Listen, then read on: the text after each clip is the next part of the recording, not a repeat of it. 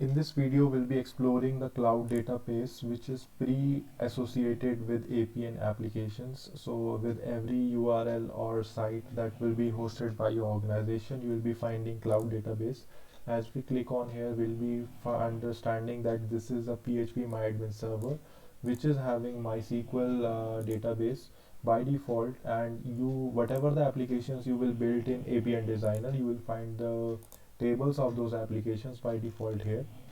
So this is the list of all the tables. As you if you are well versed with a backend server, so you are able to understand this is a UI based database administration site, and you can access all the tables based on your requirements. So if it is a customer table, for example, so you can access that table, you can access the records, you can access the rows consisting of that table, you can access the structure, you can modify the structure, you can view the SQL version of, you can run the SQL commands, you can insert the columns, and do n number of operations which can be performed in a basic database, basic relational database. So basically this is it. So this was the APN cloud database uh, backend integration. So as you can see, you can also migrate your project to a different database. So usually when you are in the in a multinational company developing applications on APN, so once you are done with the building of the application in the